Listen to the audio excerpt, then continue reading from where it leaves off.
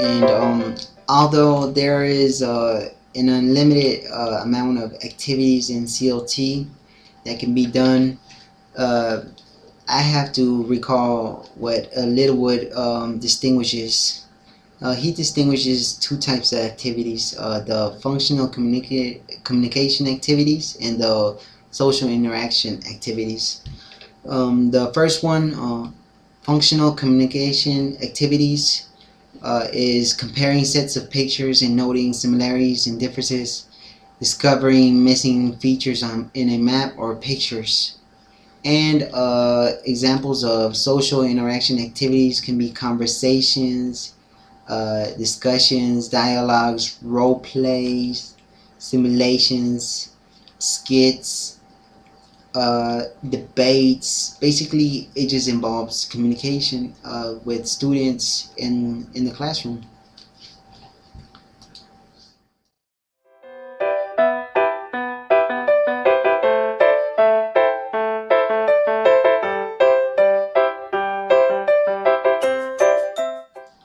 So, with all these activities, what are the learner's role? The learner's role is a negotiator between himself and the learning process. So it implies the student to gain as much as he can and to use it whenever he can.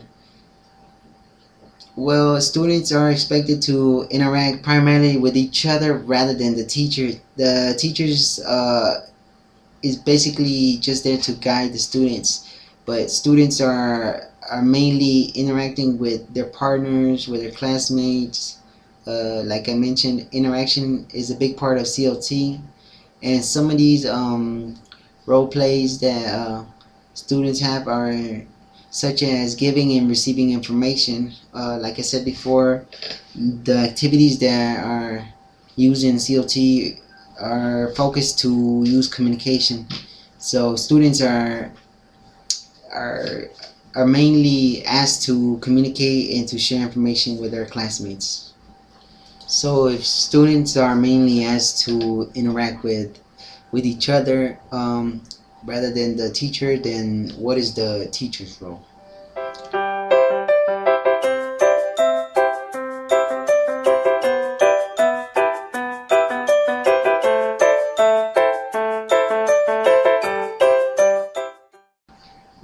The teacher's role can be divided into three segments.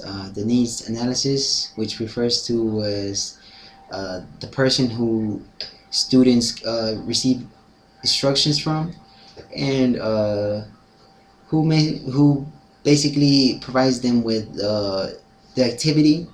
The the second one will be the consoler, which involves the teacher or tutor to provide feedback to the students. And the third one would be group process manager. What they mean by this is that the CLT process require teachers to acquire less teacher-centered classroom management skills. So the teacher's just there to monitor and to guide students along the classroom rather than to be the main objective and focus of the classroom.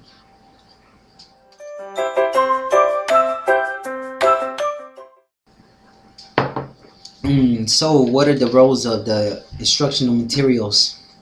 Like I mentioned before, a wide variety of materials have been used to support a communicative approach. Um, the CLT views materials as a way of influencing the quality of the classroom and to provide a more prompt language use.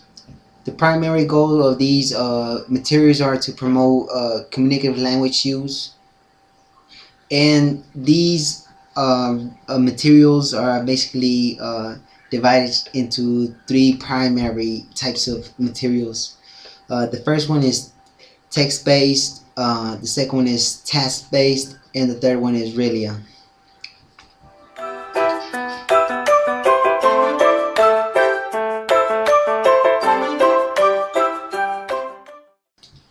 Well, what is the procedure of CLT teaching language approach? The Methodological procedures reflect a sequence of activities represented as the following. First, on one side, we have the pre-communicative activities that involve structure activities. And the second one is the communicative activities, which involve functional communicative activities and social interaction activities. Well, what are the aims of the first one? Pre-communicative activities.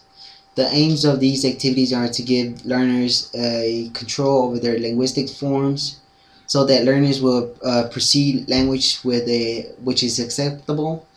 Another one of these aims is the function to prepare the learners for a later communication. And the teacher may begin the teaching with a communication activity or a warm up. The pre-communicative activities involve drills, questions and answer activities, practices. Um, the second one, communicative activities. Well, it aims to first A to provide whole task practice, B to involve motivation, C to allow natural learning, and finally to create a context which supports learning. Well, I also have a special guest, like I mentioned before. I have Sitlali, who's live right now on the webcam. Well, Sitlali is a specialist in this subject, and like I mentioned before, she has been dedicating part of her studies to this specific topic. So we will see her point of view in. Hi everybody, I'm once again with you in this your program, and this is an educational program as you know. And now I want to talk to you about an important approach that is communicative language teaching. I want you to be here and you don't go because this is very important for a second language acquisition.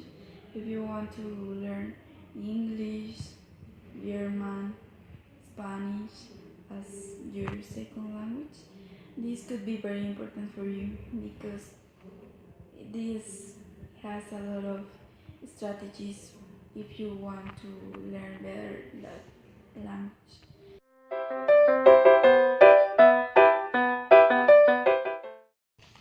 Uh, the origins of CLT are found in the change in the British country in the 1960s, and this was a major approach because in that times in the past, in the before the 1960s, the second language acquisition was by only structures, and they was teaching they were teaching the teachers were teaching to the students only with grammar structures. They didn't emphasize the, the language beyond the structures.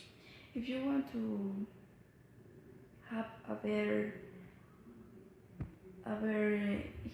competence, communicative competence, you have to go beyond the structures and those type of writing structures.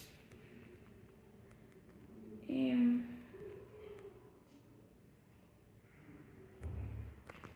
Wilkins, that is another author, defined two two categories of meaning that were notional categories of communicative function.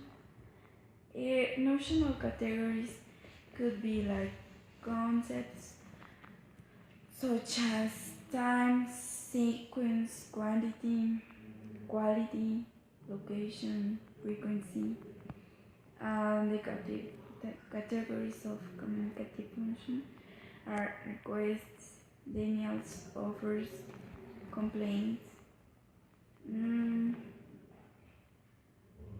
this was the birth of another important term that was notional services, and which had another significant in the concept of CLT.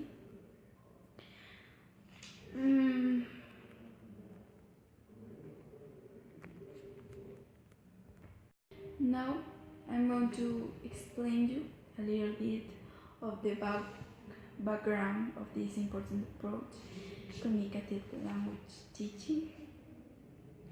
And this started with some research by English and Britain people. This started in the 1960s with some important people that were Dale Hynes, Noam Chomsky. These people made some research more beyond about this theory.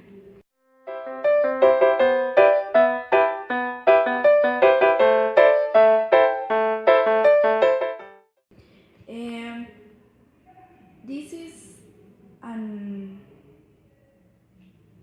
an approach. This is not a method, because sometimes people could confuse these two terms. An approach is more the explanation for the procedure. It is an abstract explanation, and a method has steps, and it gives a sequence of steps, and an approach has a goal to achieve. If you want to know more about this approach, I'm going to talk to you more. Well, communicative language teaching is an approach, as I said, to teaching of second and foreign languages, as I said, to German, English, Spanish, that emphasize interaction as both the means and the ultimate goal of learning a language.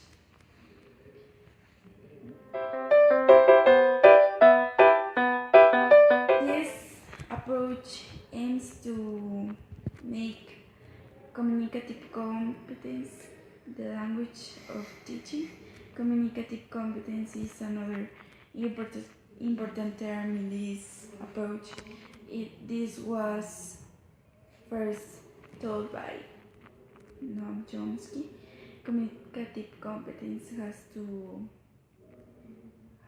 emphasize in the learner, has to have a better competence if you want to learn a second language, and it develops procedures for the teaching of the four language skills. The four language skills are reading, speaking, listening, and writing. If you want to have a better acquisition of the language, you have to develop and be better in those four skills.